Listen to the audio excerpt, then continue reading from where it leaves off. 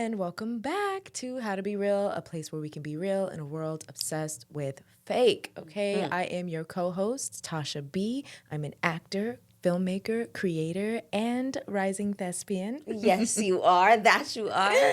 And I am Tay, and I'm a creative producer and lover of all things wellness. And now that we got that out the way, I say, how you doing, Tay? Girl, no. Girl, I'm doing cool. Today has been a day of just rolling with it. You know what I mean? Rolling with it and breathing with every single step. So Yes. that's how I'm doing. How are you doing today? Man, riding those waves of anxiety, man. Just, hey. Cowabunga, dude. Cowabunga. What are we gonna do? Tubular. Okay, finding the joy and just being like, well, okay, wow. And then not being too hard on myself. Yes. Making, mistakes. Yes. Missteps happen. They do. And it is okay. It's not about what happens. It's about how you move after. Yes. Heavy on that. Heavy on that. Because we can handle it. And we have handled it. Period. So that kind of brings us into our three realist today. And our three realists are things that we are currently working on. Yes. Tay, won't you go first, girl? All right. So the first thing that I'm working on is expanding my business. Yes. So yes, shout out to Ninth Flow Creative Studio. Okay. Woo woo. Handling all of your digital marketing needs. I've been working on hiring on new contractors. Yes, and delegating tasks, which it's been a challenge for me, but we're here. We're doing it. We're on to new levels, and I feel like kind of a twofer there is working on my goal of doubling up my profits in the next 6 months. Ooh, So, yes. Yes, adding a timeline to it, which I've been trying to be better at attaching timelines to things. Yeah. Because I am, you know how it is, life of an entrepreneur is like you are your own boss. You set your own timelines. And I know that I work best with structure and with, somebody telling me what to do. And that time, this person is me. Hey, so, for real. Working on that. Second is being okay with taking things slow and basically not having to rush everything. Like, I don't have to have everything right now, right here. And it's like, am I lying to myself, or is that what I really need? I mean, personally, I hate that. Yeah. But it is a fact of life. Like, you can't, we don't live in a microwave world. Exactly. Sometimes. And I don't want to move out of desperation or fear, like everything has to happen because of of lack. Everything has to happen right now because no, things are going to happen in a way that feels aligned, that feels intentional, feels like I'm taking control of it. Hell yeah, love that. And I think my last thing is practicing being a yoga teacher that provides an accessible practice for all levels. Love it. So that is definitely something I'm working on too. And I've been in a yoga instructor since April, which is crazy. Gosh, that's crazy. Time has flown by. Flown, girl. That's crazy. Crazy. So now that I feel comfortable teaching and I feel comfortable getting the words out of my mouth, it's time to take it a step further. Like, okay, what are ways that I can make everybody in the class feel comfortable? The people who want to be challenged a whole bunch and the people who are like, I want to take it slow. You know, how can I make sure that I'm hitting all those marks? So those are the things I'm working on. I love that. Yes, and I know you got that, girl. Thank you, my friend. What are your three realists this week? Mine, so a little similar to yours, allowing myself to take things one thing at a time. Specifically that I've got a habit of putting so many things on the plate at once, like it's a dang buffet, and then being overwhelmed and wondering, okay, why the heck am I having like heart palpitations? What the heck is going on? Like, why am I like not liking this? And it's because I'm trying to do it all at once. And it's tough and humbling to be like, I can't do all of this. Yeah. I can't do this. I can't do this and that. Like I can't. And maybe I can, but I shouldn't. My body is telling me I should not do this.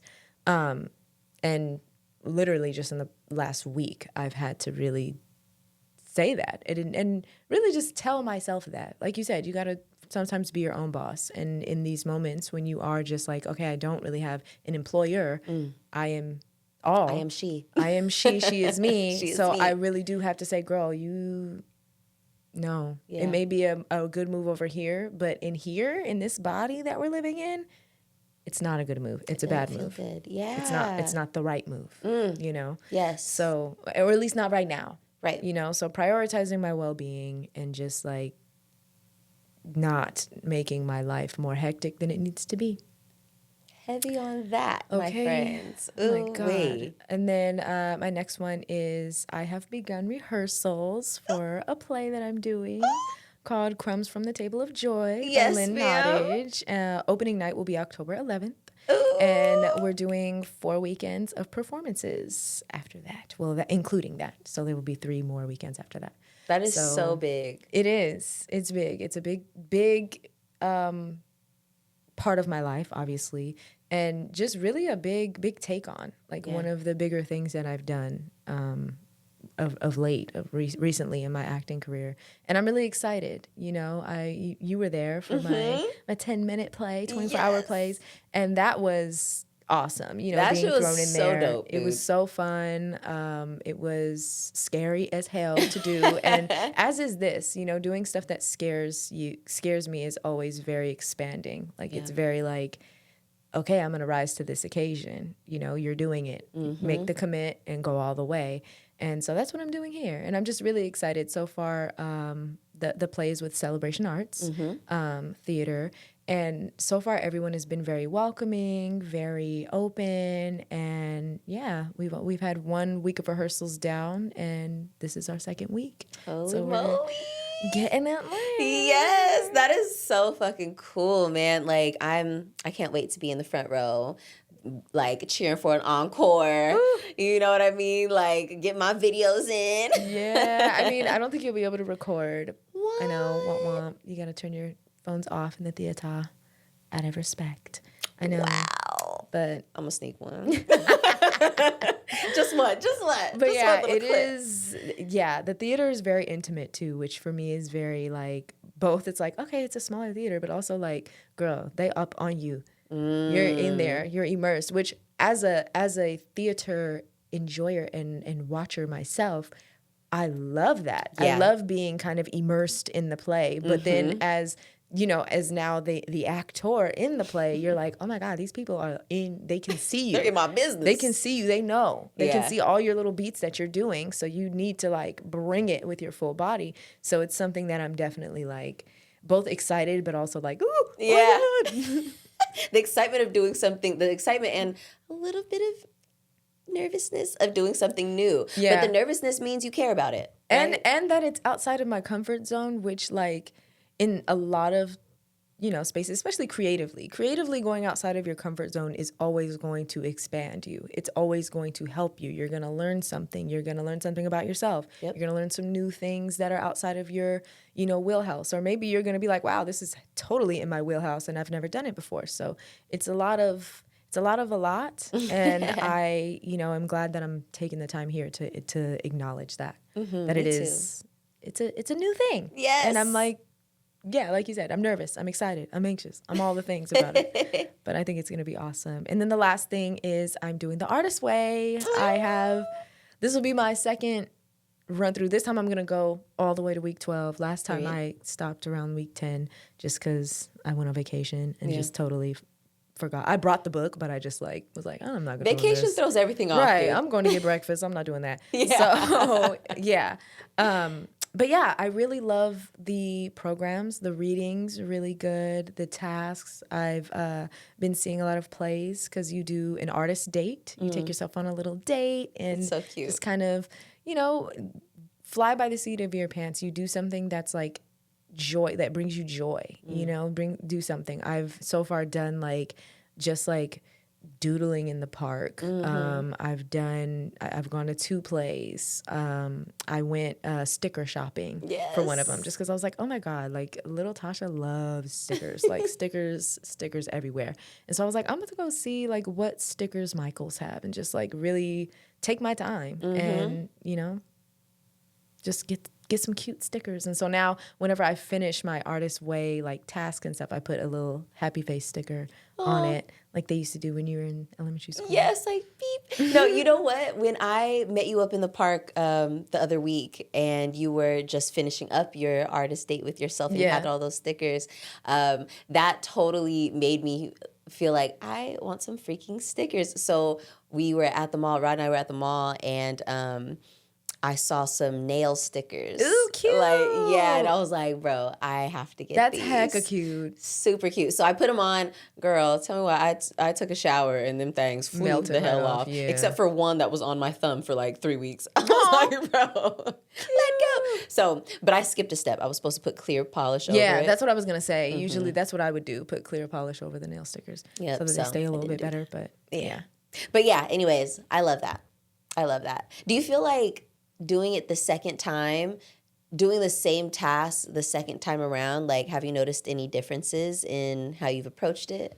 I have. For some reason, I feel like the first time I did it, I was kind of, I don't know, like I was open to it, but I don't think I was as open as I am now. I definitely have a different perspective of it, especially because when I first did it, I didn't feel like I was blocked or like I, you know, wasn't in my flow. Like I didn't really feel like that. Like I felt like, okay, I'm in my flow, but I want to like elevate as an artist. Versus when I came back to it, I was really like, bro, I feel blocked. Like I feel like stuck. I feel like I don't know. You know that part in Guapola's Closer, like sometimes I feel like I'll never go past here. And that's how I've been feeling lately. Like, am I ever gonna like go past this point? Like it's great, but like I don't want to be here forever. And so that is what made me like, okay, let me try this, because it mentioned a lot. Like I remember reading the like, well, when you're stuck, and I'm like, oh, I'm not really stuck, but I'm like, no, girl, I'm feeling a little stuck. I'm trying to find the flow.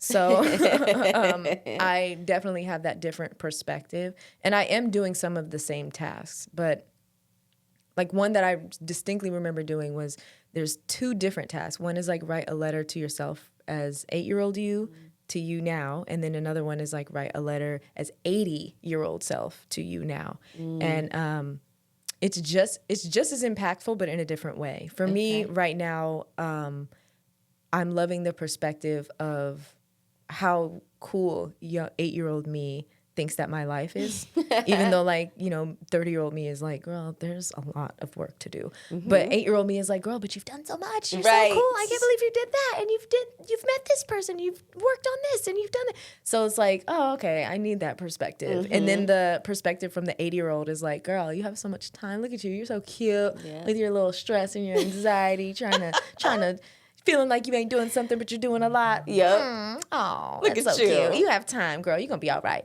So it's like that is 2 very helpful perspectives right now. So that was like one of last week's tasks. But that's so cool. I want to give that a try. I think you should. Like, you would really love it. You would really love it. I think I recommend it to everybody. But especially creatives. Like really, if you're creative in any, even if it's just like you have a creative hobby and you want to kind of, I don't know, embrace your inner artist / inner child, which is kind of the same thing more, I would highly recommend it. It's Julia Cameron's The Artist's Way. The Artist's Way. Yeah. I love that. That's so good. And so that will transition us to our weekly reel, which we are discussing legacy. Yes, we are. So, of course, we have to start it off with a definition because, you know, I love a definition. The definition that I found was the long-lasting impact of particular events, actions, or etc. that took place in the past or of a person's life. I will even add to that, like, a story, kind of. Yeah. Someone's story could be their legacy. 1,000%. You know, that's how I feel. I would love for my story to be a legacy, but like, I don't know, because sometimes I'm thinking like, well, what if my story is not like, you know, an MLK type of story? But it's somebody's legacy. Exactly. You know what I mean? Maybe it's your kid's legacy, or maybe, like you said, you're hiring employees. Maybe that's part of their legacy, or your legacy is part of your story is their legacy or your legacy. Something like that. You know how it is, where it's like, oh my God, I started off at Ninth Flow Creative, and that really spurred me into what I'm doing today. So you never know. I think, like, when people say self-made, I'm like, it's so rare that people are self-made. We are all benefiting from someone else's legacy. Yes. All of us. Yes. Like, literally. So, anyway. But that brings me to the question, how important is it for you, Tay, to leave behind a legacy? Man, it's interesting because I feel like for me, my legacy, okay, there's definitely a sense of importance there because I want my legacy to be how I made others feel, how I loved on the people who were around me, how I was able to make their life or the lives of my lineage better than how it was before. You know what I mean? Like, even if I'm not able to leave them material items, which I hope I am able to leave a little some. Okay. But even if I'm not, I really hope that they are able to, and even if they don't remember my name, you know what I mean? They're able to be like, I remember my great, whatever, however many greats, they were the ones who introduced radical revolutionary love into this family line. You know what I mean? Like something like that. That would be dope. So I feel like if we're talking about that, or since we're talking about that for me, it's important. That part is important for sure. Okay. Yeah. How important is it for you? It is important for me. In a lot of similar ways that you said, it is important for me to leave something behind physically, resourcefully.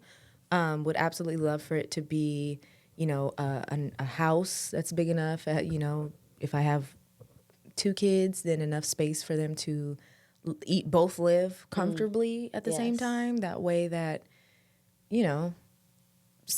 not having to worry about a roof over your head is such a, like, oh my God, a weight off your shoulders. Literally. And I know that because of my mom. Like, she's been able to provide that for me. And we're able to, cohabitate in a way that's really comfortable. And so I really appreciate that with her.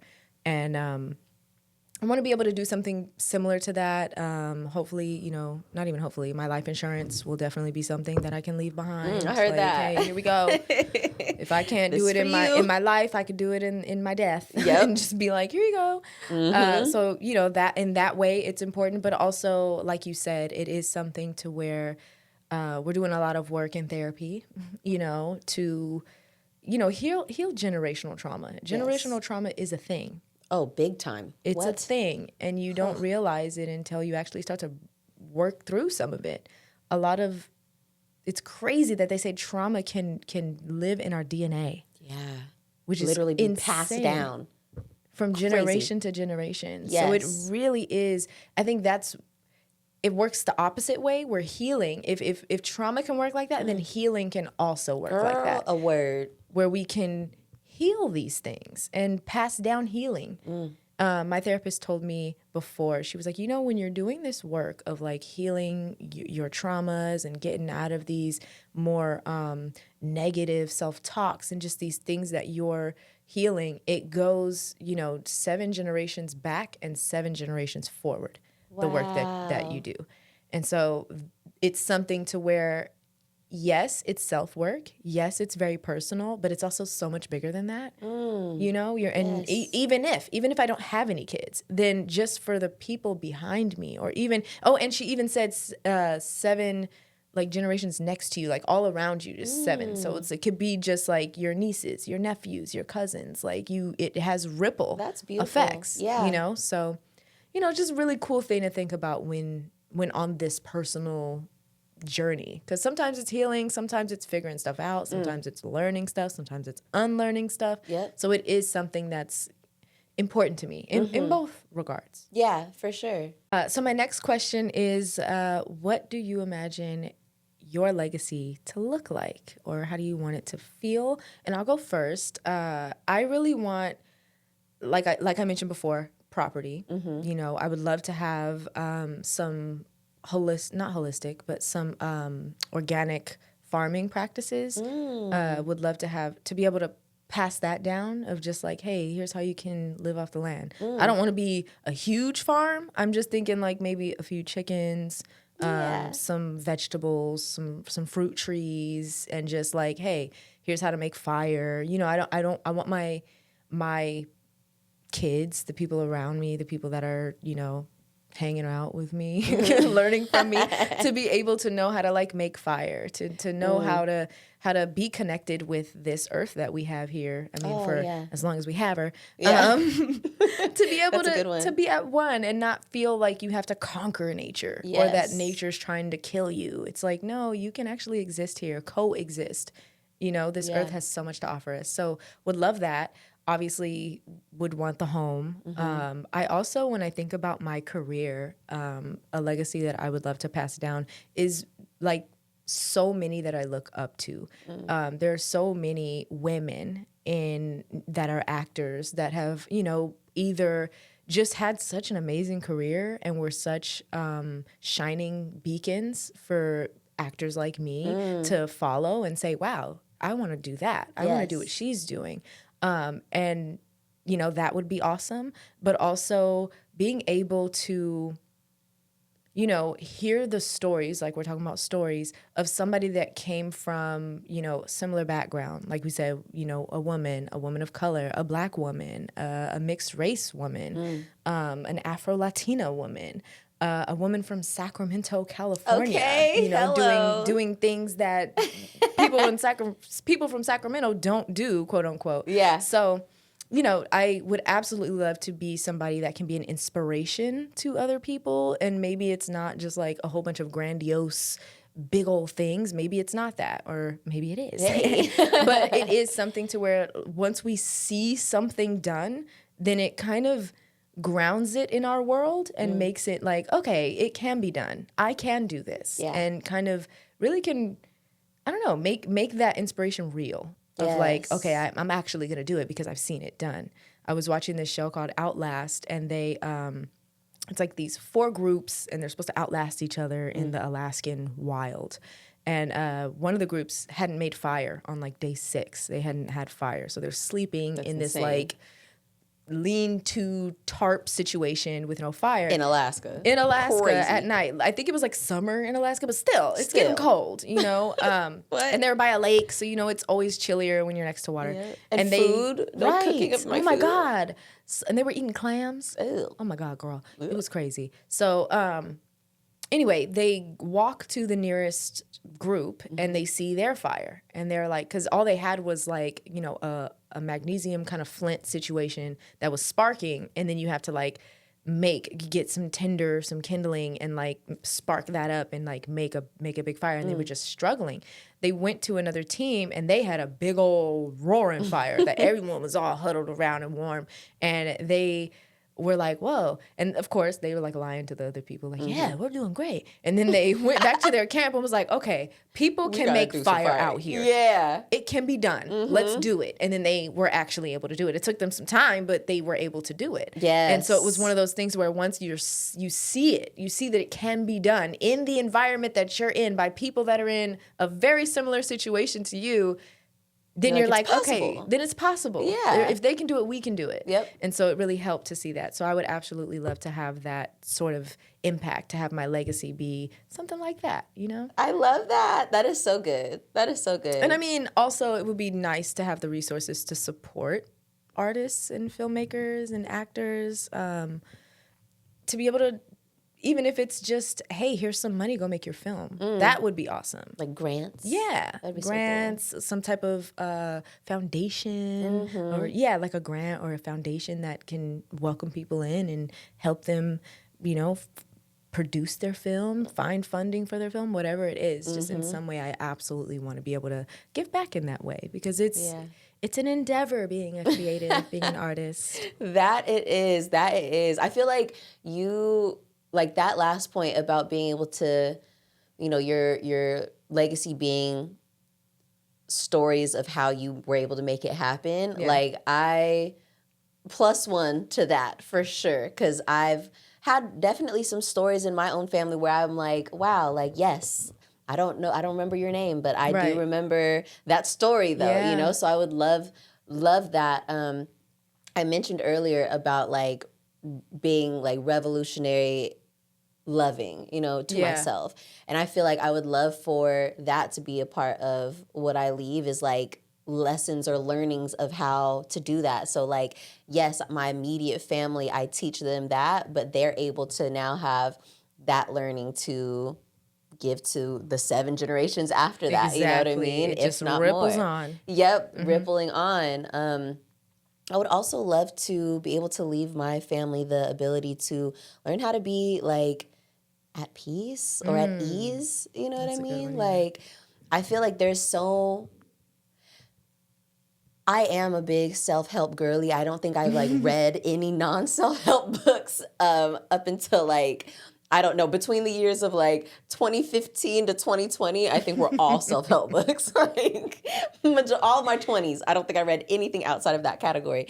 And which I've dabbled outside of that, thank goodness. Yeah. But I don't want my lineage to have to do that. You know what I mean? Like, sure, yes, go out there and look for other resources that can help you form a deeper connection with yourself. But I would love for my legacy to be that they already kind of like have some of those learnings, have some of that, have a grasp on how to do it for themselves and how to, just like not rely on anybody else for their own peace, Because,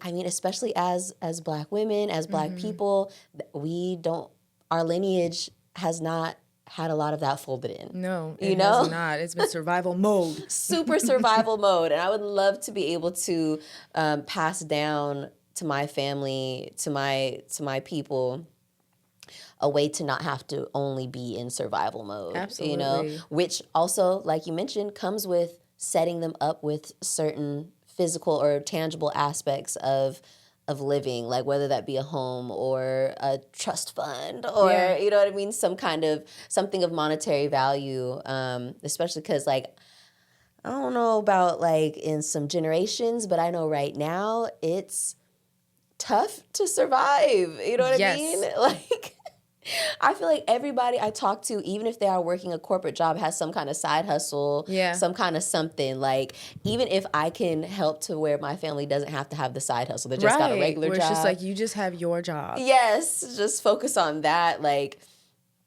I would love for my family down the line to be able to really just focus on them, and not have to worry about anything else other than whatever random stuff they put on themselves. Exactly. You know what I mean? Exactly. To really have that personal journey without all the extra stress. Yes, for sure. So my next question is, what work have you been doing to work towards your legacy? Yes. So, great question. I would definitely say therapy has been a part of filling up my legacy cup. Like, because so much of what I want to leave behind is like knowing yourself, loving yourself, having the tools to do that in a way that's out of the norm, at least in 2024. You know what I mean? It's out of the norm to just automatically know, like, or to have in your family it passed down.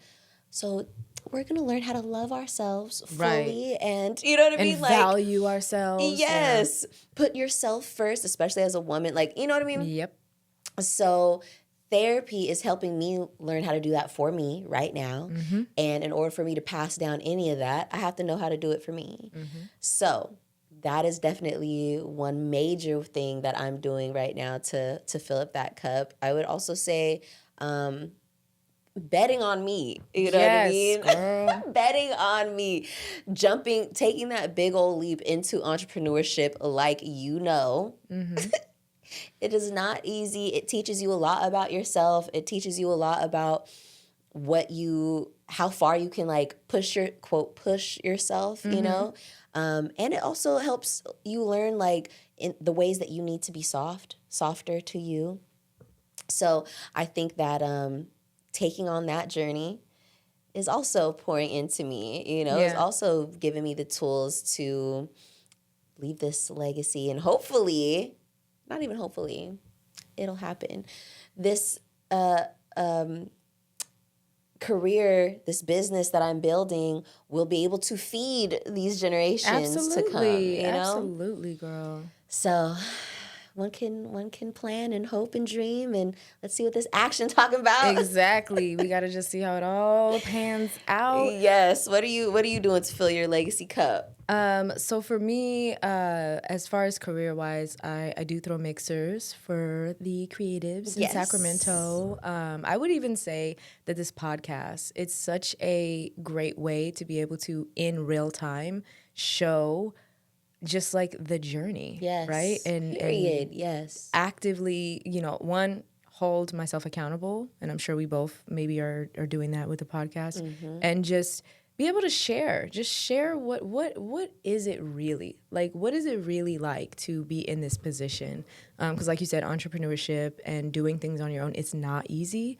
There are times where it's hard, and like you said, like you were mentioning like how hard can you push yourself. I was even saying like how little can you work with, Exactly. because that's gonna happen. It's gonna happen to where it's like, ooh, purse strings real tight, pull it all the way back. And then it also teaches you what's really important, because at the end of the day, like when you do have to tighten the purse strings, that is when you're like, okay, when you're cutting things, you realize, okay, so this really isn't that important. Because if I'm in my times of trimming the fat, this is fat. Yes. So do I really need it? Do I? When things are back in the swing, do I really need to do that? Probably not. Maybe I should refrain. Yep. Another thing that I am doing within myself is, like you mentioned, therapy, just working on the part of getting out of just survival mode. Like, yes, survival mode is great. It's there. Girl. We can put that right on in gear and get the survival stuff going. But there is probably a few other, modes we can shift into, where it can be rest mode. Yes. It can be restore mode. It can be, hey, maybe I'm just being really proud of what I've done this far. And maybe that's what I'm doing right now. Maybe I'm just cool with whatever. Or maybe I'm just in, hey, let's just be consistent. Maybe it doesn't need to be more. Maybe it just needs to be what you're doing right now. Just keep going. Yeah. Just keep coasting where you are. Maybe we're in neutral, rolling downhill. And that's okay, because we're still going, you know?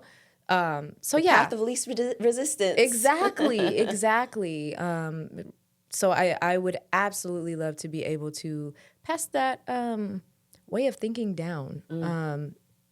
A big one is conquering the like inner critic, the like mean voice, because it's something to where, the more harsh and judgmental we are with ourselves, the more we are harsh and judgmental in the world. We show up that way, and we kind of project that on other people and hold other people to that weird standard that we're holding ourselves to. And so when you do soften this up and it becomes more second nature to be more forgiving and less harsh, then it's like that just kind of manifests outward as well. And you now are, instead of projecting like, oh my God, on someone else, you're projecting like, oh, I know how that is. Yeah. And it's a lot more gracious. And you just realize, like you said, you're just kind of going with the flow instead of feeling like you have to somehow control something or criticize or, like it could just be a little more of a peaceful existence. Yes, exactly. I love that. Okay, so my last question for you is, what legacy have you seen in your own family? Or legacies? Or legacies. Because we all know the family is Exactly. a bunch of people's legacies. Yep. Yes. Yeah, just one that often inspires me is my great grandma. Her story of being, taken from her family in Mexico and coming to the United States, specifically Sacramento, California. Mm-hmm. And 916. as like a 13, 14-year-old and starting her life. Didn't know English, spoke only Spanish, and, raised her 16 kids. 16 kids? Yep. 16 kids, owned a home. She had her husband, he did work, but he was kind of a not nice guy. Yeah. But, she did what she had to do. Yeah. And she was such a sweet lady. Like, she loved God. She prayed all the time and was absolutely grateful for everything she had. She raised her 16 kids in like a 2-bedroom house. Crazy. But she did it. And that's the point. She did it. And I'm here because of that. And just her story is very like, wow, she never got to see her family again. Like her mom, her dad, I think she had a brother and a sister, and she never got to see them again. And that's kind of, again, a part of my history that's very short because we don't know. My grandmother didn't get to meet her auntie, her uncle, her grandparents because of that. Because of that removal. And then, of course, now the little Puebla that she lived in doesn't exist anymore. Because it was 1920 or 1930 something. It was a long time ago. So it's kind of Guadalajara, Mexico now. And a lot of like I said, those people have passed. My great-grandmother has passed. She lived to 96, though. Hey, okay. I know. Okay, period. That That's lady, a good long life. She lived a long time. My mom always tells me the story how she used to she had like, I don't know if it was arthritis or something where her knees would ache, and she would like sit in the backyard and let the sun, like put them in the sun. Like, that makes it feel better.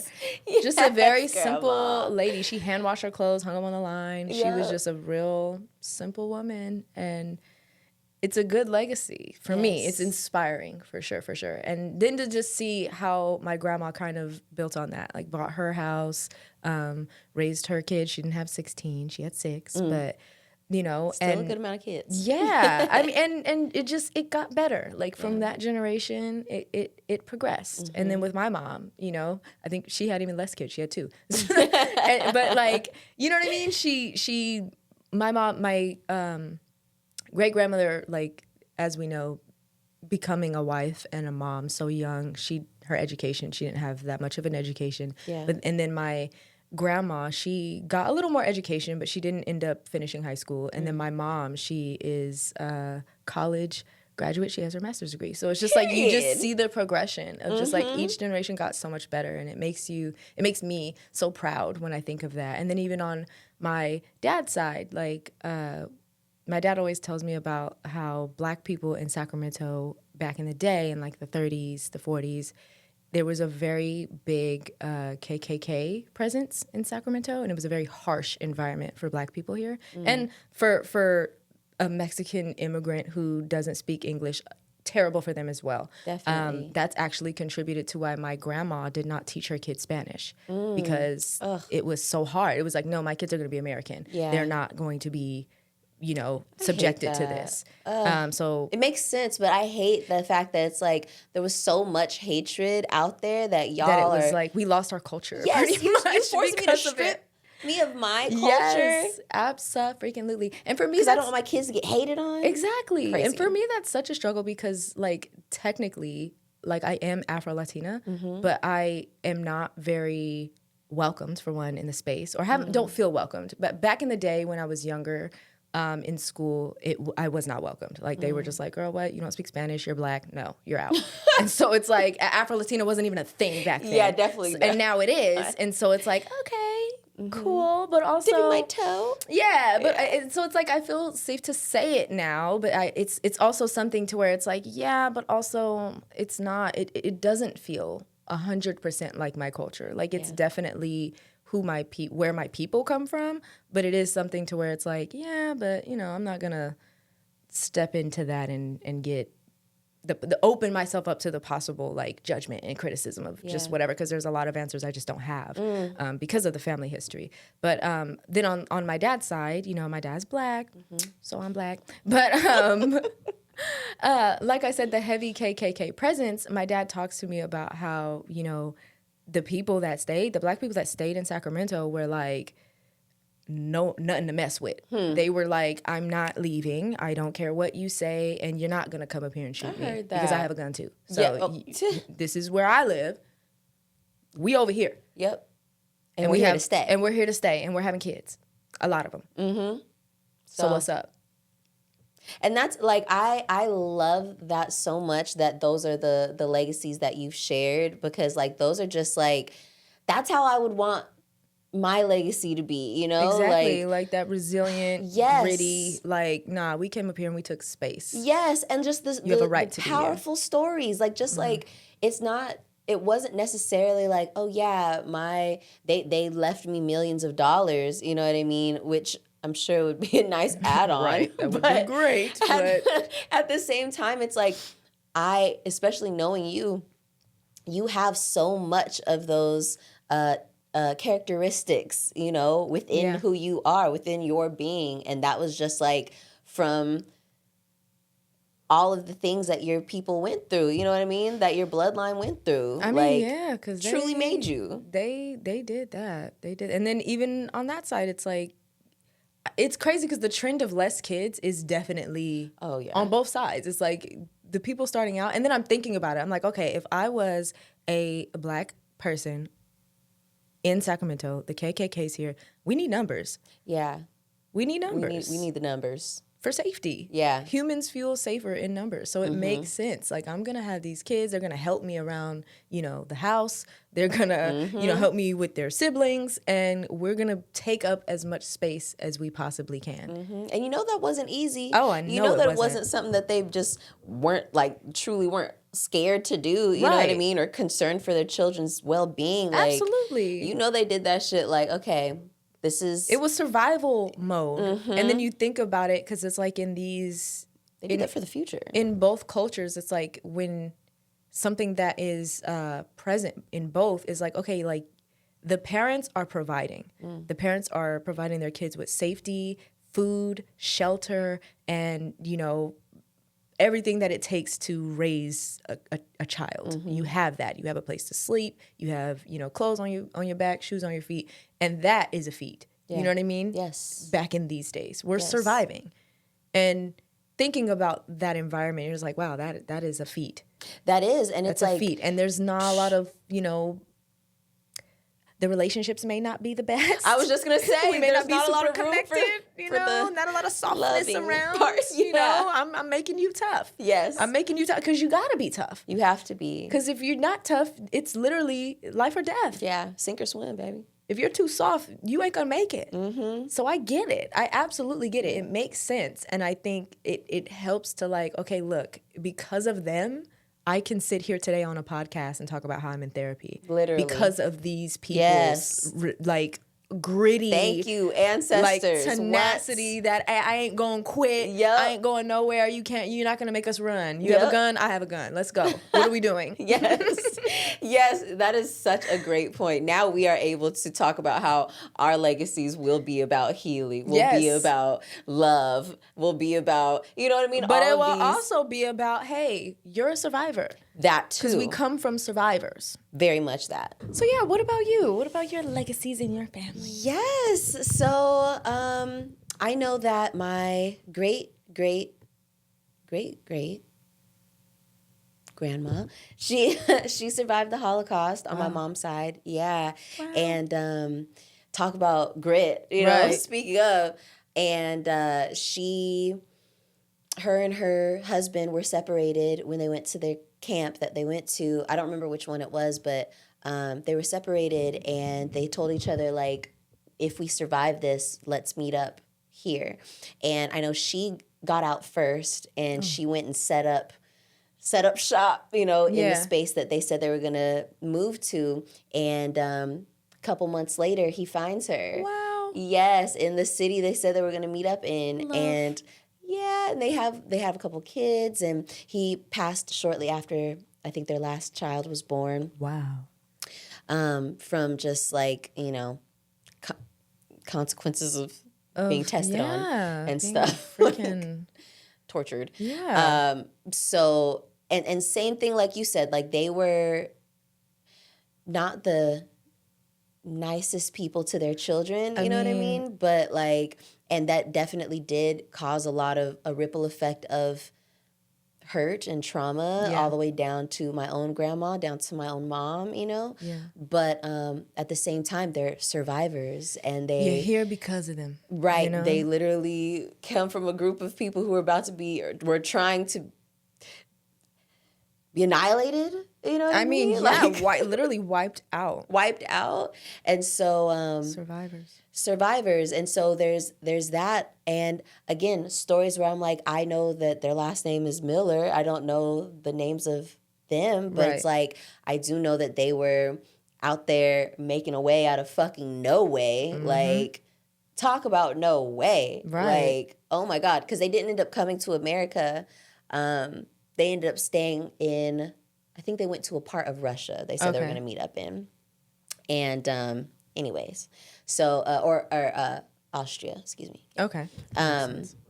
And yeah, so there's that. And then I know on my dad's side, my great great gramps, he him and his family came from St. Lucia through Panama to California. Wow. And yeah, I know they made a little pit stop in Panama, and they came to California, and they did that trip with their kids. Whoa. Yeah, the youngest was an infant, and then like I think my great gramps, he was like 5 or so. Aw.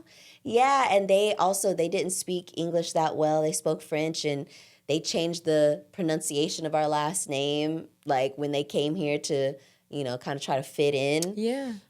Crazy the assimilation tactics. Literally. And it ripples through. It's like it almost strips history. But anyway. It does. It really does. And so I feel like those, I think the amount of, I don't know, like what you have to dig deep into yourself to be able to do things like that, My God. especially with a family. Yeah. You know what I mean? Like on your own. With an infant. With an infant. And some young children. That's crazy. Crazy. Multiple kids. What? You're over here traveling from one place to another, all by yourself, not knowing anything. Like Not knowing the language. Like Crazy. I don't know. I feel like, and I love having even those types of stories, because it's like, yeah, to be quite honest, I could not pick my great-great-grandparents on either side out in a photo. You know what I mean? If I were to see a photo of them, I would not be able to be like, yep, that's Bartholomew Desmangles. Like, I would not be able to, you know? But at the same time, it's like, it's more about the story and the history of it, and being able, especially now and as an adult, being able to know all of the worst things that I've gone through up until this point in time, and still think like, oh my gosh, like they went through that so that I could have the power and the determination to get through certain things that feel just as heavy to me. Yeah. Now, if I were in that situation, it might put some of my heavy things to shame. Yeah, for sure. It absolutely would. For me, thinking about it, I'm like, okay, if they can do all of that, and these are my people, I could definitely do. I can get through this. I'll be okay. Yes. They've given me the that's in what me. Was passed down in my DNA. That's in my DNA. You know? All of that, the resiliency, the tenacity. I know for me, you're speaking of like great. Those are just my great grandparents, and so like I do know their names. I do know their faces. I've seen pictures. On my dad's side, I didn't get to meet my great grandparents, but on my mom's side, I did get to meet my great grandmother that I was talking about. Her name was Maria. And then my great grandparents on my dad's side, Virgil and Virginia. Is that not cute? That is the cutest. So Virgil and Virginia. Like y'all are cute, but yeah, just. Those stories are just, I mean, and that's just a portion. There's so much more. There's so much more to it that, like, I feel like we could do a whole episode on that. Literally. But it's just knowing that, like, this is where we come from. Yeah. You know, and even my grandparents, I'm like, the fact that it wasn't easy for them either. Oh, you know? And they did it. Lots of stories, which is interesting. Lots of stories of dis-ease in our like in our Ooh, yeah. family lines. You know what I mean? Yeah. And I feel like I want to be able to be one of those ones who changes that for the rest of my bloodline. Yeah. I don't want it to be so much more struggle, so much more dis-ease. I want it to be a sense of ease. Some type of ease. I mean, if we could just make it easier. And I think for me, thinking about it in terms of like, hey, it's gotten better. Each generation, it has gotten better. And I want to continue that. Yeah. You know, I definitely want to continue the, hey, look, now we're in therapy. We're being nice to ourselves. Yep. We have the time to love on our children. Because even just thinking about, you know, we can just think about from our grandparents to our parents. Like, it was a better job, right?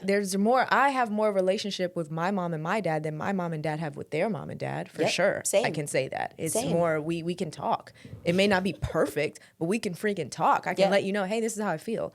It may not be the best conversation, but it can be a conversation. It can be a conversation. You know, and that's like a huge step because I don't think, you know, when I think about my grandma with her mom, it's like 16 kids. How much of your mom's attention are you really getting? Very little, I'm sure. You know? So, yeah. It's we're making progress. Yes, okay? we're doing great work. I'm proud of you, Tay. I'm proud of you, Tosh.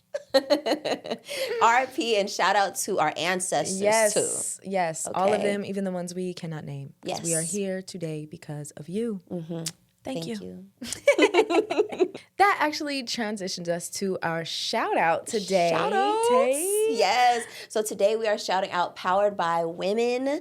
They are a go-to platform to find, discover, and support small businesses owned and led by women in Sacramento. Yes. Ooh. They offer memberships and promote fun activities to get connected to other dope women. And actually, they have an event coming up on the 21st. It's called the Hot Girl Hike. Hey. Right. Hot Girl Hike. So I love that. So check them out. They are at Powered by Women of Sac on Instagram. That transitions us to our new interview segment called Interview with a Real One. Hey. And today's real one is very real. Her name is Miss Bri Norberg. Thanks, guys. Love that. I'm a real one. You are a real She's one. more than real. Bri is the founder and CEO of Powered by Women Sacramento. She's an online visibility and sales mentor. She's a coach, a dog mom, and a community leader. Hey, and an auntie. And an auntie. She's so many things. Yes. Thank you. But yeah, thank you for joining us. Thank you for being here. You are like definitely someone we look to we aspire to be like. The community that you've built in Sacramento is absolutely game changing. You've helped so many women in the business space and connect so many women in the business space. And you've even offered us so much as far as just information and guidance. So we thank you for being here, and also thank you for being a friend. Thank you for being I love it. Well, I want to say thank you both, because you guys are incredible humans, and I appreciate and I'm very grateful to be able to share this room with you and have this conversation. So thank you. Yeah. So sweet. I love when we get to just love on each other. Yeah. Right? Don't Give we each other love some that? flowers. Don't we love that? I love it. I love it. Feels good. So legacy is our weekly reel. Tay and I just got to dish about our legacies. Yeah. But so question for you, what does legacy mean to you? Like when you think of legacy, what is it that you're imagining? Yeah. That's such a great question. It's funny because all the time I visualize like my future and what that looks like to me and what I want to create in my life. And I don't know if I ever think about like, what am I leaving when I step away from this world? So that's a really good question. I'm going to brainstorm out loud. Yeah. That's the best way to brainstorm, in my opinion. I feel like after a couple generations, no one will ever remember you. I know that's really morbid, but it's true. That's it's very like, true. Yeah. So I think if I have kids, making sure that they are conscious humans and intentional with their choices and their actions, because then that will actually create change and sustainable like trickle down effect. I think my ultimate vision is equipping more women with the the skills and the tools that they need in order to step into entrepreneurship, because there's so much power when you have the ability to create money and like know what to do and how to manage your money and how to create wealth for yourself versus just continuing to operate how society like expects you to operate. So I think if I could, and that's what I want to do with Powered by Women, is to really empower women, all combines together, helping them with the confidence and the strategies they need in order to step into it and actually make it a success.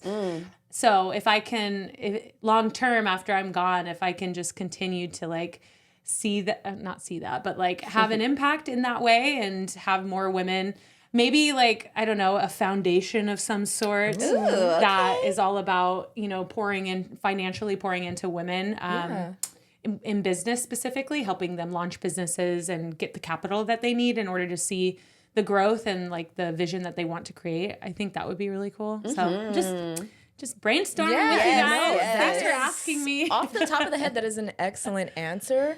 Because, you know, we think about women in business, and it's not that long ago that women could not own a business. I think it's in like our grandparents' lifetimes. God, in the 80s. I think in like the 80s, that was when women were able to go get a loan at the bank without that's the my husband's mom's lifetime. Mm-hmm. signature. Literally. So it's crazy when we think about stuff like that, because it doesn't seem like, and you know, obviously they don't want us to feel like it was, you know, so soon that we got that. Like, it has not been that long. It hasn't. So Just a few generations. Like the fact that all three of us are sitting here right now, like we are all three entrepreneurs, going out there in business for ourselves, creating our own career. It's something that hearing it like that is like, oh my God, I'm doing a lot more than it feels like. You know, we can get really down on ourselves. Just 50 years ago, things were so different. Literally. And I feel like you being able to set up a whole bunch of women to be able to create their own legacies is a legacy in itself, you know, like being able to say like, hey, I might not even know you personally. Hey, maybe I don't know you at all, but you bought a course, or you somebody shared some information that I shared with them, or whatever. They're able to now pass down their learnings to people who they love, who they want to help. And ripple effect. Yes, exactly. It's really exciting and powerful. And yeah, it's just one of my passions. Since I got into like the coaching space specifically in 2020, I realized like the impact that I was able to make through the work that I did. And then my clients were able to continue on in their communities. I'm like, what is this? It's like it's contagious. The coolest thing ever. We're like changing the world. No big deal. I mean, right, though. I'm absolutely changing the world. And it is something that is inspiring to just see you share what you share on social media, because you are absolutely not a gatekeeper. You are somebody that definitely is happy to share with somebody, happy to answer a question, happy to point someone in the right direction, or share even an inspiring story of like, oh girl, I know it's not easy. Here's where I started, and it took me a while to get here. So again, thank you for all that you do. And I think the legacy is going to be awesome. I think it's, you know, I don't think you have to worry about it, girl. Thank you. Appreciate you. Words of affirmation. My love language. Hey.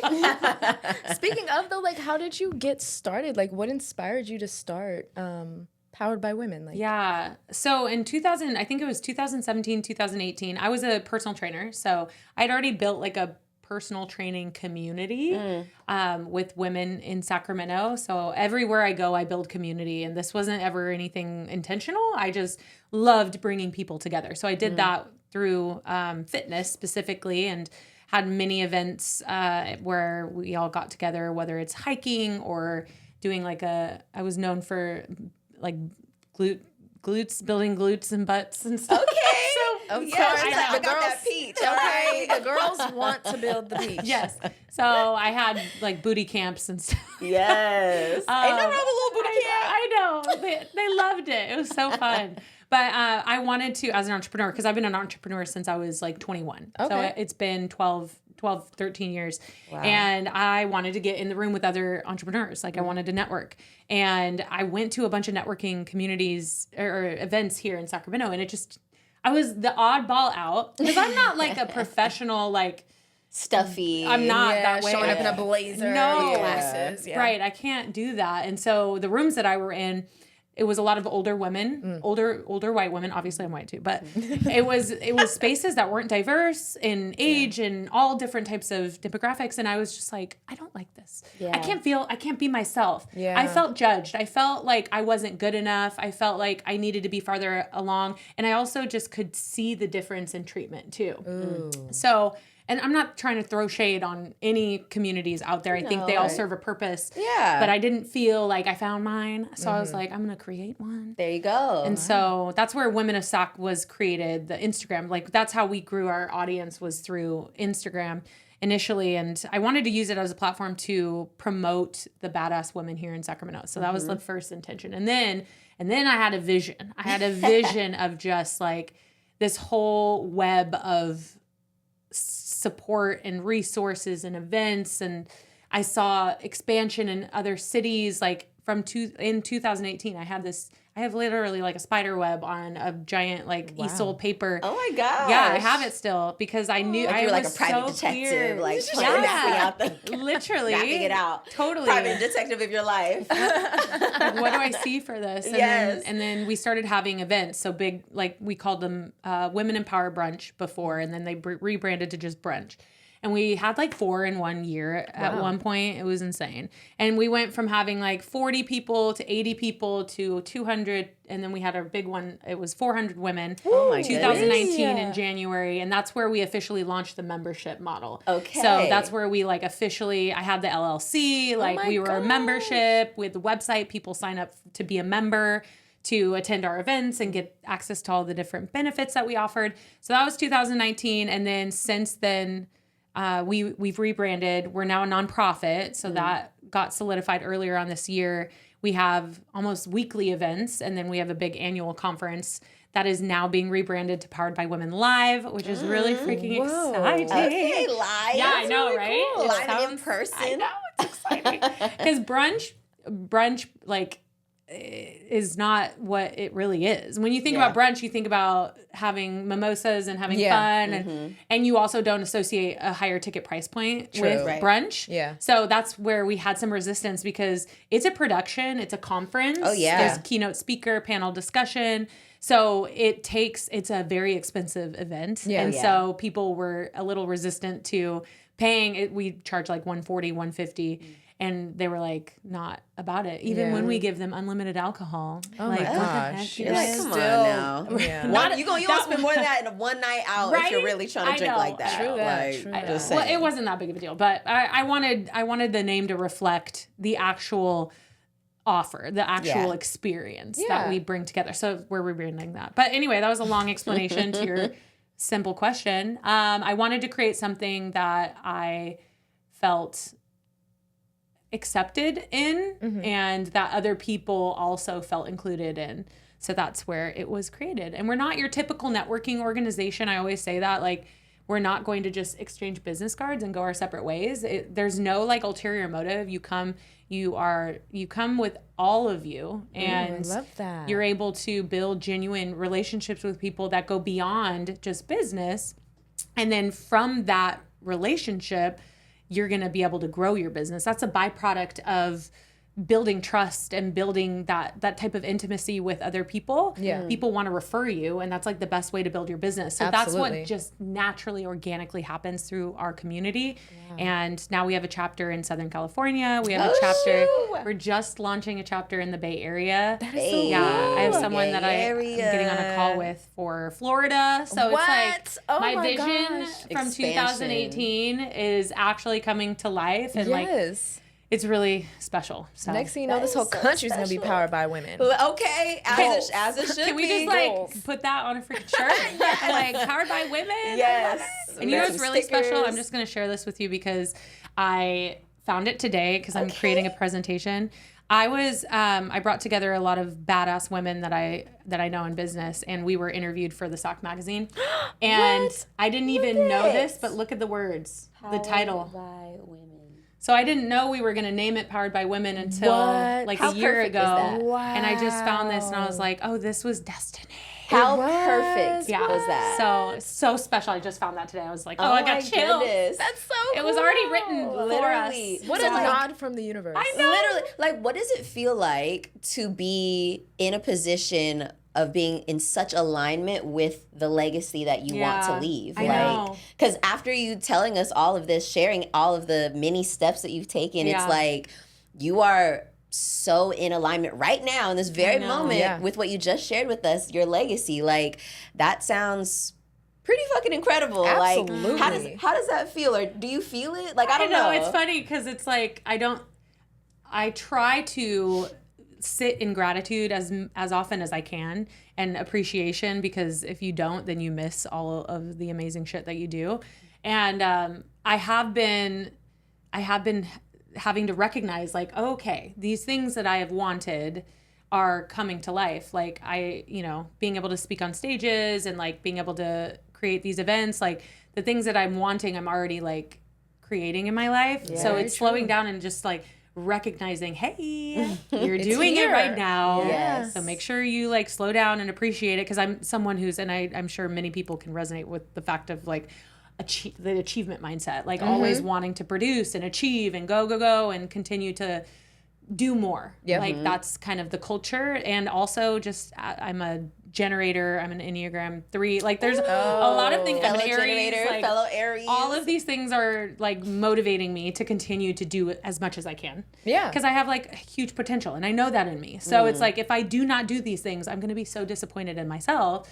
So what that does is like it doesn't allow me to fully like immerse myself in these moments of like wow gratitude and but I have to be more intentional about that. So thank you for sharing Don't we that, all? saying that. And it's like, yeah, that is true. That is true. Because oftentimes I always worry I'm not doing enough. I think Yeah. that's like a really common belief that I have is like I should be doing more. That's We were the just having that story I conversation. tell myself. Literally, we were Yeah. just having that conversation yesterday. Yeah, I feel literally. like entrepreneurs, that's our main like belief is like I should be doing more, and it's hard and frustrating, but also that's like a driving thing, which is important too. It's like a double-edged sword, like, or maybe not a double-edged sword because that's bad on both sides, right? Yeah. It's like Either way, I'm gonna get stabbed. whatever. but, like, No, not that. just balance. Yeah. But I get what you're saying though, because I know with me, I've even said this to my therapist. Like, look, I understand that I do need to kind of calm down a little bit sometimes when it comes to that, thinking like, oh my gosh, I need to be doing. There's something I should be doing. What is it? I know I could do something. But at the same time, you're like, I don't want to like extinguish that fire. Yeah. Because that fire is what propels me forward. Yes. So Yeah. you want to kind of turn the burner down Yeah. on sometimes. Sometimes. Totally. Like just From a full put the boil knob- to a simmer. Yeah. Sometimes. I think I've been existing without the knob at all. It's just like the fire is the fire, and sometimes it burns, and sometimes it's great. But I'm just not gonna adjust the fire because I don't want to. And I'm actively trying to like, okay, let's install this so that sometimes we're on a medium low, I really and then love we can this analogy. turn it on high Yeah. because it's something like you said, like you don't want to go too far one way. Right. You don't want to say like, oh well, why don't I just do nothing? Why don't I Yeah. just coast where I am? And that feels so scary. Like even to say Right. that right now feels like, girl, no, coast what? What are Yeah. we coasting on? Totally. No, there's nothing here to coast on. Let's go. I really am intrigued by something you said earlier though. You said generator. What is that, like another one of those personality? Yeah, it's human design. I'm not like Human heavy into it, design. but one of my best friends, she is a human design like specialist. Oh, wow. And it's like astrology meets like Myers-Briggs. Oh. Yeah. My mom is deep into it. Yeah. She could give you a whole human design reading situation. Wow. It's So very interesting. so what is a generator then? I don't know enough about it, but I know that I am one, and I know that my qualities and tendencies align with it. Just kind of producing, creating, doing. Yeah. That's kind of like my default. Would you? So say yes, that's- there's you like know more than me, so why don't you say it? just a tad. And basically, generators are like the most popular human design. So that's like majority of people are going to be generators, but Oh. there's also other elements. Like I think there's a manifesting generator, manifester, projector, all these, like there's a few, I think there's maybe one more, but most people tend to be generators. And so they're like the worker bees who like make the kind of make the world go around a little bit. So even though like there's people who are manifestors, they more so tend to see more things like kind of bloom in front of them, whether they want to or not. You know what I mean? Generators, they can make things happen, but sometimes it's hard for them to stop because that's all they know. They know to do and move and go. So it's like, it's again, that balance where you're like, all right, I need to figure out like, what is it that I need? I know what I'm good at. I know where my burner is at all times without that damn knob. Right. But how can I put the knob on, basically? Put the knob on. Yeah. It's based on, you can get yours for free online. You just put in your birthday, where you were born, what time you were born. Oh, it spits so it it's out. kind of like, You don't I have know to go there's through a whole like, test. there's Myers-Briggs, there's the Enneagram, Right. there's the... It's very like, this is what you are. Yeah. There's no confusion around it. Yeah. It's crazy. Yeah. Yep. I know, we So should do many yours. personality breakdowns. I know I do want to, but I'm like... I wonder, what do you think she is? I know. I'm interested. I think maybe like a manifesting generator. I could see. Manny Jen. Manny That's what they call Jen. it. Manny I Jen. honestly was like, dang, wouldn't a manifestor be so great if just like, wow, I really need $5,000. Whoa! Oh my God! Thank you, person. Yeah. That would be awesome. But what if it was like, man, I really hate the rain, and you live somewhere it's nonstop raining, my like gosh. because you make everything Yeah. happen, Like good, power. bad, yeah. Ooh. Right? Yeah. Ooh. Everything in moderation, right? Yeah, exactly. Exactly. But yeah, so when you talk about your online coaching business, from what I could understand, you are a coach for coaches, yeah? That Or are you now girl, pivoting? coach is coach. No longer. Yeah. Uh-oh. So I was doing that for the last 4 years. I was Okay. very committed. I read all the books. I listened to all of the mentors, and everyone encouraged me to choose one niche, one target audience, double down, and get really good there. And so I committed to that, even though I wasn't like super lit up about it. Like the coaching space is so massively expansive because you're, as a business coach, helping coaches. I love working with like the more impact-driven coaches, like the spiritual coaches in the health and fitness space, the people like doing the soul work with people and helping them be able to sign more clients so that they can help their clients, and then their clients are able to change. It's just like the ripple effect again. It So is. I saw such a powerful, that was a powerful journey for me, and a way that I could continue to make a bigger impact. But I feel like it limited I'm so much more than that. And I think that I was limiting myself from stepping into my role as the leader of Powered by Women. I wasn't ever seen, like I took a back seat when it came to being seen on the social platforms. At the events, you'll know who I am because I'm the one facilitating. I'm the one giving everybody a hug. Like, you'll know who I am if you come to the events. But outside of that... She's like, you can tell I'm the boss, bitch. Okay. When I'm at the events, you know. But outside of that, you wouldn't know. And even at the bigger scale, like the brunch events, I barely stood on stage. I got other people to be the moderator and the panel facilitator and like the MC, the DJs. Like, I didn't want any exposure at those events. Part of it was just because it's very exhausting producing an event like that, and then also speaking. But then part of it was this weird false sense of humility, I think it was. It was like, I think I was just avoiding it for many reasons. And then this event happened in June, and I realized, like, you're not owning your power. You're not being a good representation of what a leader should be, because you're failing to take up space that you've created. Ooh. And so it was just like, it hit me in the face. I was like, oh, damn. Okay. I've been doing this the wrong way. I thought I was being like humble, like, oh no, I just want to create this for other people so that they can get on stage, and like, no, I don't want any exposure. And I'm like, there's enough to go around for everybody. And if I can boldly and unapologetically stand on stage and own my shit, I'm modeling that for other people. So I have an obligation to do that. Yeah. So that happened in June, which then led me into this pivot from being a coach's coach to being just a mentor for all people. All people in, like, specifically, I still have such a passion to help people who are doing like empowering work. Right. People in like the thought space, where the knowledge space, where they're, you know, mentors or guides, experts, healers, whatever that looks like for them, but not necessarily just a coach. And I am now helping them unapologetically take up space and become known in their industry and like step into their role as a leader and make a bigger impact in their niche, in their industry with whoever they serve. So that's the pivot that I made, and it's massively expanded what I can talk about, how I show up.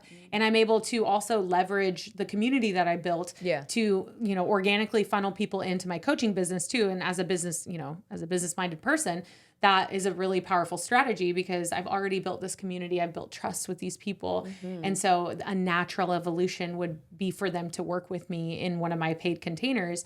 And there's been plenty of people who wanted to work with me through Powered by Women, but I was like, well, if you're not a coach, then I can't work with you because I had a signature program and I was just so focused. I'm like, well, that's not smart. And so I feel so much more, I feel liberated. I feel like I've been unshackled by the niche. And I'm able to just work with people who are desiring to be seen in the online space and make a bigger impact and actually find their voice. The phrase I'm using is like, I want to help you put a microphone to your mission. Ooh. Yeah, Okay. right? I want to trademark that. I know. You do. You need to trademark that. That's good. Every time really I say it, do. they're like, oh, that's good. I'm like, okay, I'm gonna own that. Absolutely. And let me just say, the word mentor is so, I don't know, I can't think of another word, but like juicy. It just feels, because like The finding juice. mentorship, like, is hard. Let's just say that. So the fact that, again, like you said, you want to expand, you want to help people, you want to not just, like you said, the niche. I really get what you're saying. Part of that, it was something with How to Be Real we discussed a lot. To where it's like, what is our niche? And we still sometimes will be like, oh, well, is it on? And I think there is something so freeing in being able to say, like, you know, forget the niche. The niche is me. I'm going to show up and do it as I do it. And that's the niche. Us sitting down in this place, creating this space and having these conversations is niche. That's our niche. It will create the niche if there isn't one. And so I love how you said that it's shackles. But back to the mentorship, I am absolutely like, I don't know, I'm just so happy that you're offering that because, again, it is something as a woman entrepreneur in a few different businesses. We do the podcast here. I'm an actor. It is really hard to put the microphone to the mission and really stand. Like, it took me years to be able to, and I mean, and still sometimes I like double dutch about it sometimes and hesitate when it comes to actually standing proud and sticking out your chest about things, because it's scary. It's really scary, but I will say that the times that we've done it is absolutely worth it. Like, the risk is worth the reward. So when it comes to mentoring, people, what is the I don't know, I guess, what is the main avenue that you will use? Will you be utilizing online courses or personal kind of appointments? Such a great question. Zoom calls? I'm launching a new 90-day program. So it's going to be a mentorship program where I help people get into the online space, learn how to create content that actually stops the scroll, attracts people who would be perfect fit clients, and learn how to communicate the value that they bring to the table so that sales feels like not sleazy or manipulative. Oh, yeah. So that's the avenue. It's going to be a 90-day mentorship program. Okay. Ooh, Yeah. So exciting. And I'm creating a curriculum or a resource library where they're going to get access to trainings around all of these things. I have a 3-pillared framework teaching how to, you know, extract your expertise, your zone of genius, and learn how to. Most people that I work with are really good at what they do. They have great client testimonials and they know what they bring to the table. They're confident in their skills, but they don't know how to translate that into the online space so that more people know about them. Right. So that's where this program comes into play. These people already know that they're the shit, right? They know that they have something really special. And my job is to help them create that same type of experience in the online space so that then they can continue to grow their empire. And ultimately, this all is a vehicle for growth, transformation, and impact. So, yeah, I'm excited. Yeah, it sounds no big deal. Super It's just like exciting. Whatever. World-changing work. Just world-changing. That's it. So my next question is kind of wanting to pivot back to, I guess, the entrepreneurship. If there were 3 things that you would tell someone who's in their first year of their business, I love this. 3 main things that they should focus on, what would they be? Number 1 is you can only go as deep in your business as you go with yourself. So you need to get to know you, and you need to get radically honest. And usually it's really uncomfortable and ugly. But once you're able to look in the mirror and see that you are the biggest barrier to your success, that is going to give you so much power. And that's something that I had to learn the hard way. And that's a superpower. So being able to be radically, uncomfortably honest with yourself and recognize the behavior and the habits and the actions that you're failing to take or that you're refusing to change is going to be what keeps you from the success that you are fully capable of creating in your life. Wow. So number 1, and so get to know yourself, get on that personal development train, because that's the best way. Choo choo. Yeah, seriously. The phrase that I like is like, entrepreneurship is the best personal development vehicle of your entire life if you choose to allow it to be. Because if you fail to accept that, then it's just going to be a shit show. I mean, yeah. It's going to be terrible if you do not go on that journey. Get your shit together. Get your shit together. I think number 2 would be boundaries. Like learn. When you learn who you are, then you know what you deserve. And you're able to set boundaries with yourself and with your clients and with your family members. And you teach people how to treat you. So if you're allowing people to step over your boundaries, that's only your fault. That's your fault. That's no one else's fault. So when you're able to set boundaries with other people, but most importantly with yourself, that's going to allow you to start to embody who you're capable of becoming. Like that person isn't going to just reveal themselves to you. Right. It's like these daily compound actions and behavior change. And that all comes with the number 1 that I said. So how you do one thing is how you do everything. And that came to me when I realized like, oh, when I don't do the dishes before bed, or when I don't put away my laundry, or like when shit just gets cluttered at my house, like that reflects in my business as well.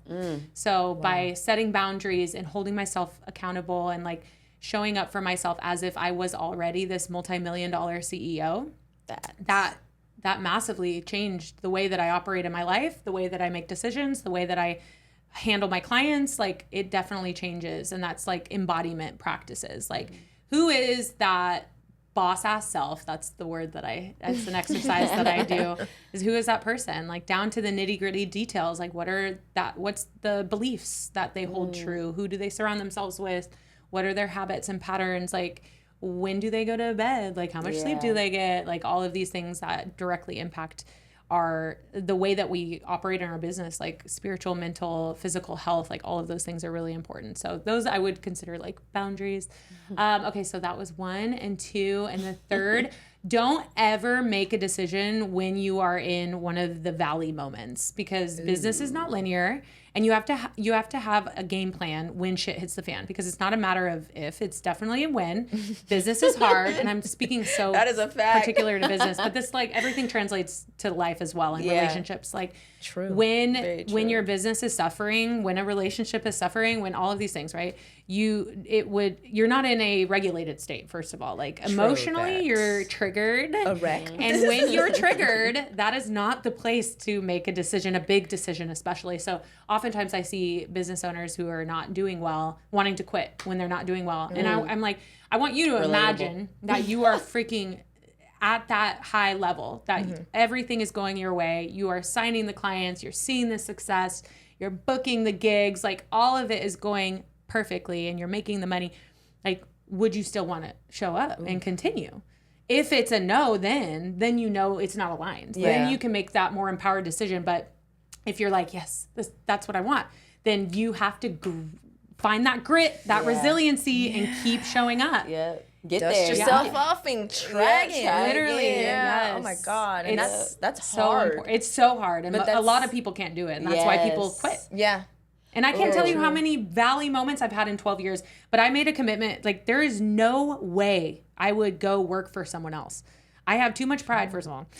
But I also value freedom, flexibility, and just those two things are probably my biggest values, is like freedom, flexibility. Okay. I want freedom and I want flexibility because those things align with who I am as a person. And like, I refuse to bend on those two things. And so when the going gets tough, and this has happened so many times over the last 4 years, even in my business, I have to tap into my why of like, what is driving me, and make a decision to not make a decision in those moments. So when you just, because no one told me that in the beginning, like, make a commitment to yourself not to throw in the towel when it's hard. Yeah. Because it'll always get hard. It will. Yeah. Once you overcome that, the resiliency, the confidence, the story that you can bring into the online space, that is going to make a huge difference. Yes. That is really good advice. Yes. Very, very good advice. Tay, did you want to? Yeah, I'm like, a I'm question? soaking it 'Cause all I'm up like, I know, as a my fellow God. entrepreneur. I'm like, yes, especially in my first year of entrepreneurship, I'm like a baby entrepreneur. So I'm like, That's so hard. That's read when- me. That's literally Read when me. people quit that first year, because you're not going to see,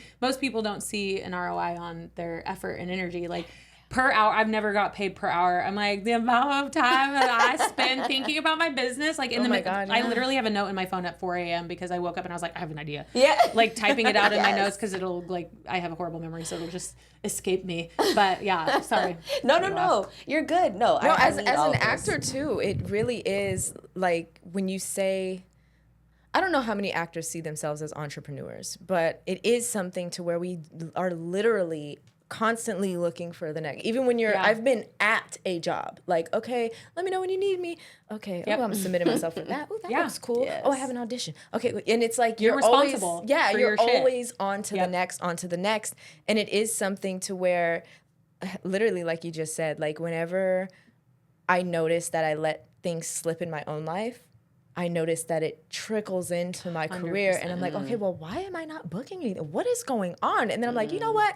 All this clutter has to go. And then I declutter stuff and switch things around, and you're like, oh, wait, now things are flowing again. So the first one was absolutely true, and letting me know, like, okay, I need to declutter right now, like presently. Yes. And then the last one, absolutely don't make decisions. I've been there. I think every actor, I've had this conversation with a lot of my actor friends, where those slow times you will be like, should I just do something else? Is this not gonna? Am I never gonna book another job again? Should I just quit? Should I do? And then you get a job or you get an audition. You're like, oh, actually, totally, never mind. Totally. So Things are great. absolutely heavy on the don't make the decision. Even though I have gone to sleep, like, you know what? Forget it. I guess it just isn't happening. Right. So Thank you, acting, for never letting me down and never Period. keeping me down, because you've let me down, but you've never kept me down. So Yes. very good advice. Thank you for that. That was Appreciate that. Words of affirmation. Yeah. oh my gosh. I wanted to know, like, out of you mentioned in your valley moments and also a few other times in like getting to the point where you are now, you've mentioned like relying on certain tools and like books and people who you've like tapped into, in those low moments, in the moments where you're like, oh my God, I got to pick myself up by my bootstraps. What are some of the things that help to motivate you, or people, support systems? What is your support system? What does that look like? Again, whether that be humans or Audiobooks, literature, podcasts. Sure. I love reading this year. I haven't done it enough, but that was the catalyst to my personal development, growth journey, evolution.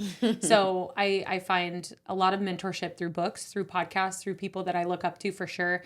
And then I have multiple different pods of women that are in business that are like my mentorship hubs. So I have a mastermind with 3 other community builders who live in different cities and states, and we meet I think monthly on Zoom, and then we also have a Voxer thread, so we're talking all the time.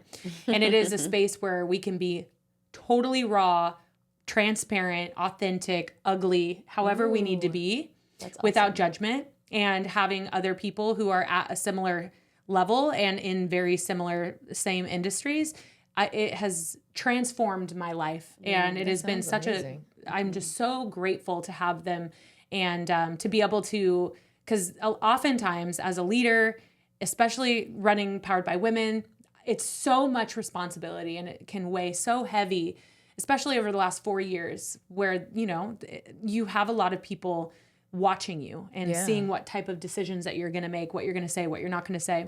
and that weighs heavy, and it has definitely created a lot of emotional turmoil over the last 4 years.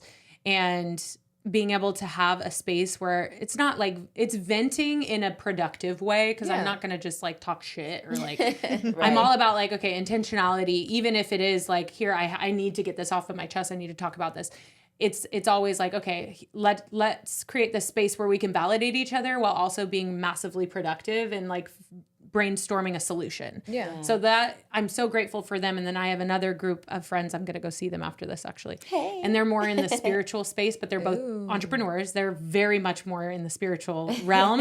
So it's great to like just be in the conversation. Yes. I don't usually have anything to add. And I'm like, this is lovely. I love you guys. But we're all coming together, and they live in Sacramento. They're actually on the board of Powered by Women. And Nice. they're amazing. And they have a way of, you know, giving feedback that is so much different than, because I'm so much more masculine dominant, like very structured, strategic, like step by step. Type A. Totally, yes. And they're the opposite of that, which is so beautiful to have all of us come together. Our energies are so different. So they're wonderful. So those two pods of people are everything in my journey. Yeah. I actually haven't invested in a coach in 2 years because I have such massive support. And as a coach, I'm always encouraging people to invest in themselves in coaching or other aspects. So it's funny that I haven't personally invested in a coach. I've invested in different things in my business, but having them, I'm like, I feel I have that support from them, which is so powerful for me. So that, and then definitely continuing my own education, and I need to get back on like a spiritual practice, because that's definitely something that has gone off of my my to-do list. So I can see the impacts, like you were saying, in my own business and like how I show up if I'm neglecting that. So I changed up my morning routine, and my morning routine was like 2 hours of like reading and meditation and all of these things, which was great. But then I was like, okay, but like I need to get work done. Yeah. So now I need to clock it. Yeah. My favorite time in the morning is between 6 and 8 a.m. Oh, wow. And I get so much work done because there's no distractions. I have a rule that I don't get on my phone until after 8 a.m. So I'm not distracted by any social media, anything like that. And I get so much freaking work done. So it's very precious time in the morning. But then I realized like, oh shit, I didn't put my routine anywhere else. So I'm having that part didn't move. Yeah. I'm like, okay, I need to plug it in somewhere. But yeah, so definitely having support systems with women who know what I'm going through and understand. Like I wouldn't take advice from someone who hasn't accomplished what I want to accomplish, or that isn't in that same space, like a peer. So having those pods is massively helpful, like getting in community, being around other women that understand like your journey. I talk to other entrepreneurs, and a lot of them complain about feeling isolated and alone and no one understands me. I'm like, well, like really? And then I forget, like, no, I've been intentional about putting myself in the room with other people who are doing the same thing or ahead. And so I'm so massively supported in the business space. And that's what I would encourage if I could give number 4 is like, surround yourself with people who are doing the thing that you want to do. Yes. Because they're going to help support you and give you directions to where you want to go. And you're going to, avoid potential setbacks and challenges and painful moments from just other people's experience. And then you don't have to feel alone. Like there's so many people out there. Powered by Women is join Powered by Women. Okay. And if you don't live in Sacramento, let me know if you want to bring it to your city. Okay, there you go. I love what you said about it being balanced, how you have this group of spiritual women. Yeah. Where you're like, hey, I'm here and I'm not necessarily doing anything. I'm just soaking up what's being offered here. Yes. And then you have your group where you are kind of venting, but also being productive. So I do like that you do have the kind of balance of, dare I say, masculine and feminine. Right? It's so true. Dare I mean, dare I say it? It sounds very, like one circle's a very masculine energy, get it done. And one circle is like, girl, it will get done. Yes. And I'm grateful to have both of those dynamics. You need that. You absolutely need that. I know, I really wish something like that for actors existed. Yeah, It's so I know. I'm like, I want to, and I think for me it's like this balance of like I want to reach a certain level in my career before I then am able to turn around and tell people how to do something. Because I'm like, how am I going to tell you even to do just something creating that I a haven't space? done yet? No, even if you just create a space for actors to come together? I and, do like, that. I do network? my mixers. Okay, good. But I know for me, it's like you said, surround yourself with people that are doing what you want to do. And I have done that just online, but it's hard to find people online, like that group that you have. Yeah. What a blessing for you to Oh my have goodness, that. I know. It is not We met through easy to Instagram. find. Really? Literally. Oh. Yeah. Look at that. That's crazy. Yeah. The more masculine like strategy group. Yeah. You guys are just like, hey, we should make a group. It's Yeah, so we should make a cool. And now group. we travel. Like they were at brunch for my event, and then we all went to a conference in Scottsdale just a few weeks ago. That's cool. We all stay together. We just like drink wine and mastermind all night. It's like the best thing of my life. Drink wine, mastermind. Oh, okay. I like that. I like how it rhymes a little bit. Right, you I love that. See, you're inspiring me to like reach out to some of my, because I have definitely people that I'm like, oh, I like what she's doing. Oh, 100%. I'm following everything Immediately she's doing. go into the slide into the DMs. Slide into I do the that all the time. DMs, yes. And I'm like, I know that I'm a stranger on the internet, but I want to be your friend. Okay, And girl. typically that like breaks the ice. Homies. Yeah. I think I'm going to start with, I've met one of them in real life one time, like 2 years ago. So I think I'm going to like Do it. start there. There you Hey, go. remember me? This is your sign. Hello. Hi. Oh my gosh. So I think that's, my last question is, what's next for Powered by Women? Like, when's the next brunch? When's the next event? Yeah. Like, what can Powered by people- Women Live. Dish it. Yes. 10-10-25. Okay. Yep. Got to have that 10, 10, angel number. 25. So 10, that's going to be Powered by 25. Women Live. So our next rebranded brunch event. So we're launching that chapter in the Bay Area, and we're just looking to expand. So we now are building like the infrastructure to be able to support the expansion, which is something that I was on my to-do list for like forever. And so we're just continuing to have events. We're looking for like big sponsors for our conference, the Powered by Women Live for next year. And then just continuing to grow and partner with powerful, amazing communities here in Sacramento, because there's so many, and expand to cities that have a small business presence and want something that we've created. And yeah, Wow. that's on the agenda. Okay. Yes. We love to hear it. Just a few check boxes Just a away, few girl. little things. Yeah. We freaking love that, dude. Like, thank you for sharing all of the gems that you've shared. So many. Tay, if you have any more, No, I'm we've gotten so much. I can't wait to listen to this back and just yes. take notes. Take some notes. I love it. Literally. That was awesome. So Thank you. we do want to move on to like a little funner Let's do it. portion of this Yeah. interview. We have some rapid fire questions. Okay. Tay, do you want to do yours first, or do you want me? Yeah. Or do you want to go back I'm and forth? down. Oh, we could go back and forth. Let's Okay. do it. So we both So have excited. questions. I'll do one. She'll do one, and we'll just go back and forth. Yeah. Okay. I'll start. So beach or mountaintop? Mountains, 100%. Online shopping or in real life shopping? Ooh, it's hard because I'm such a long body that I don't fit into things. I'm going to say online though. Okay. Yeah. All inclusive resort or backpacking trip? Oh, did you tailor these to me? I can't choose. I want both. I'm bougie, and I'm also like, what is the other word that starts with a B? Adventurous? Bad. I don't know. Bad and bougie. Bad and bougie. Like I will shit in the woods, but I will also want an all-inclusive 5-star white glove service. Okay. Absolutely. I love that. So a little half and half. Yeah. Relatable. Okay. Well, do you also shit in the woods? You know, sometimes. Okay, there you go. And I love also it. like the You and my 5-star people. resort girl. Okay, You know we what love that. Y'all are my people. Okay, big party or small gathering? Small, 100%. I have social anxiety. Big. That's crazy. I know a lot of people It's say crazy that. like that you don't come off like that at all. She's like, I I do everything, but I'm super I'm like, anxious. so I'm an ambivert. I'm a mixture. I'm sorry, I'm taking too long here. No, but- no, you're I'm a good. mixture Tell of the us two. more. So too many people gives me literal anxiety. I think as I age, I get a little bit more sensitive to sound too. Mm-hmm. So if there's so many people in a room, I can manage it well because I know how to regulate my emotions. Period. But I'd prefer to be in a small setting for sure. I feel you. I have people claustrophobia. So Yes, I love that. I've never Like, heard I'm of that. breathing your air. I can't Yes. breathe. I gotta get out. 100%. I hate it. Sweet or savory snacks? Sweet. Okay, gym workout or outside? Gym. Okay. Steak or lobster dinner? Ooh, what? Surf and turf. Come on. I can't choose. I want both.